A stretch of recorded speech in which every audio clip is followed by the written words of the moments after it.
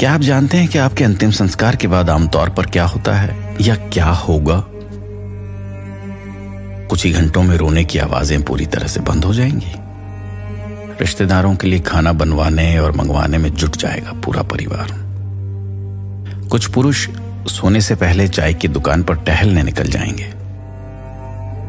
कोई रिश्तेदार आपके बेटे या बेटी से फोन पर बात करेगा कि इमरजेंसी की वजह से वो व्यक्तिगत रूप से नहीं आ पा रहा है। और तो और इधर आपका मृत शरीर चिता पर जल रहा होगा, उधर अंतिम विदाई देने आए लोगों में से कोई फोन पर किसी से बतिया रहा होगा, कोई व्हाट्सएप फेसबुक पर व्यस्त होगा, तो दूर झुंड बनाकर बैठे कुछ लोग घर, परिवार, व्यवसाय, खेल, इस तरह के विषयों पर चर्चा कर रहे होंगे। अगले दिन रात के खाने के बाद कुछ रिश्तेदार कम हो जाएंगे। कुछ लोग सब्जी में नमक कम था ऐसी शिकायत करते होंगे। भीड़ धीरे धीरे छंटने लगेगी। आने वाले दिनों में कुछ कॉल आपके फोन पर बिना ये जाने आ सकते हैं कि आप मर चुके हैं। आपका कार्यालय, आपकी दुकान आपकी जगह लेने के लिए किसी और को ढूंढने में जल्दबाजी करेगा। एक हफ्ते बाद आपकी मौत की खबर सुनकर आपकी पिछली पोस्ट क्या थी ये जानने के लिए कुछ फेसबुक मित्र उत्सुकता से खोज कर सकते हैं। 10 दिन बाद आपका बेटा बेटी अपने अपने काम पर लौट जाएंगे।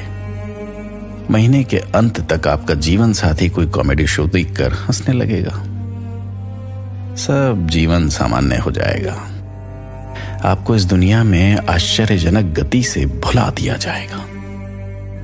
इस बीच आपकी प्रथम वर्ष पुण्यतिथि भव्य तरीके से मनाई जाएगी। पलक झपकते ही साल बीत गए और आपके बारे में बात करने वाला कोई नहीं है।